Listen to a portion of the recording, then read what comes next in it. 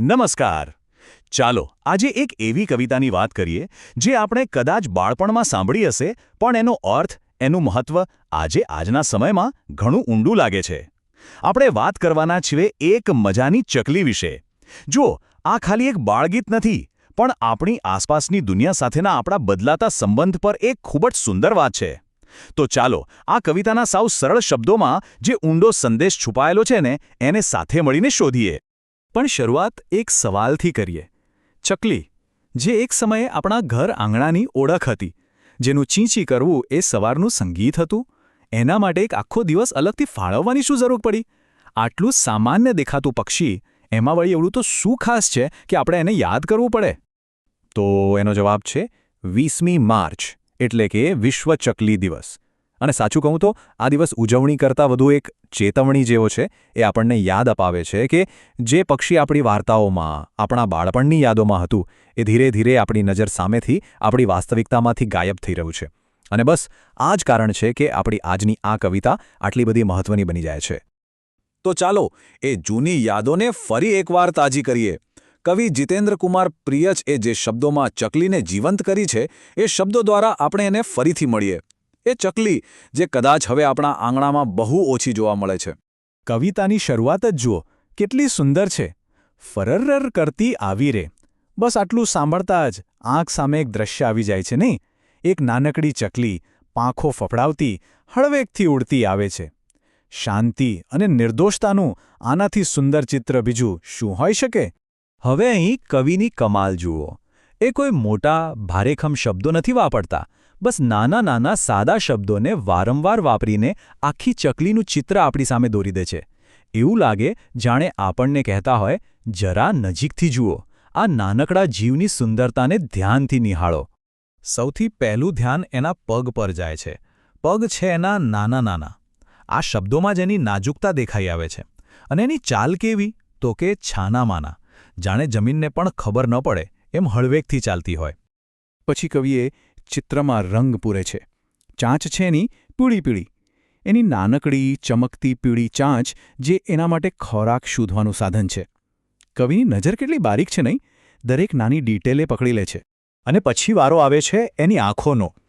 આંખ છે એની કાળી કાળી, જાણે બે કાળા ચળકતા મોતી ગોઠવ્યા હોય. આ બે કાળી આંખોથી જ તો એ આખી દુનિયાને જોતી હશે. આ સરળ વર્ણન સાથે જ ચકલીનો આખો ચહેરો આપણી નજર સામે આવી જાય છે.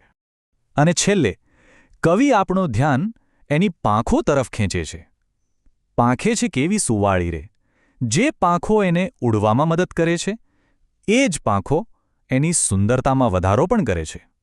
આમ કવિ આપણને સ્ટેપ બાય સ્ટેપ આખી ચકલીના સૌંદર્યનો અનુભવ કરાવે છે. પણ આ કવિતા ખાલી વર્ણન નથી, આમાં એક નાની વાર્તા પણ ચાલી રહી છે. ચકલી ફરરર કરતીકને આંગણામાં આવે છે, પોતાની નાની ચાંચમાં દાણું ઉપાડે છે, અને પછી શરરર કરતી એક સેકન્ડનો પણ વિચાર કર્યા વગર સીધી પોતાના માળામાં જતી રહે છે.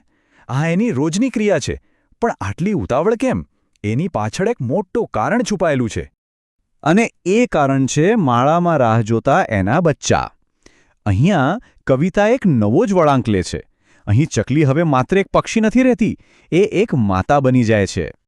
કારણ કે માળામાં એના બચ્ચા એની જ રાહ જોઈ રહ્યા છે. ચી ચી કરતા બચ્ચા બોલ્યા. એમનો આ અવાજ ખાલી ભૂખનો અવાજ નથી, એ એમની મા માટેનો પ્રેમ અને વિશ્વાસનો અવાજ છે.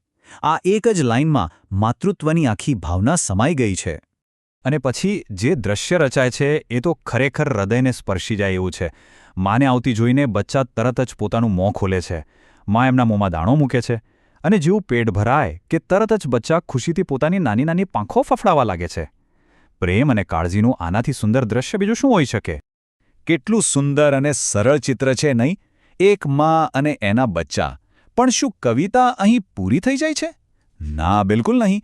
આ વાર્તાનો અસલી સંદેશ તો આનાથી પણ ઘણો ઊંડો છે. ચલો સમજીએ કે કવિ ખરેખર આપણને શું કહેવા માંગે છે. આ કવિતા બાળગીત પ્રકારની રચના છે. અને બાળગીતનો હેતુ જ એ હોય છે કે બાળકોને રમત-રમતમાં સહેલાઈથી યાદ રહી જાય એવી રીતે પ્રકૃતિ, કુટુંબ અને જીવનના સારા પાઠ શીખવી શકાય.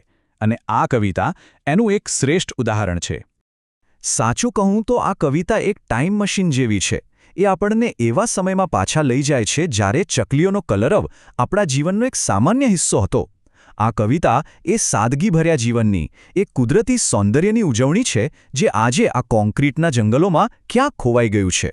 અને આટલી સુંદર રચના આપવા બદલ આપણે કવિ જીતેન્દ્રકુમાર પ્રિયચનો આભાર માનવો જ રહ્યો. એમના સરળ શબ્દોએ એક સામાન્ય ચકલીની આખી દુનિયાને આપણી સામે જીવંત કરી દીધી છે અને આપણને પ્રકૃતિ સાથે ફરી જોડાવા માટે પ્રેરણા આપી છે. અને અંતે આખી કવિતા આપણને એક બહુ જ મહત્વના સવાલ પાસે લાવીને ઊભા રાખી દે છે. જે ચકલીને આપણે આ કવિતામાં જોઈ એને આપણે આપણા અસલી જીવનમાં પાછી કેવી રીતે લાવી શકીએ? કદાચ એનો જવાબ કોઈ મોટા કામમાં નથી, પણ આપણા આંગણામાં પાણીનું એક નાનકડું વાસણ રાખવામાં કે બાલ્કનીમાં થોડા દાણા નાખવા જેવી નાની બાબતોમાં છુપાયેલો છે. આ કવિતાની ચકલીને ફરીથી જીવંત કરવી એ હવે આપણા સૌના હાથમાં છે.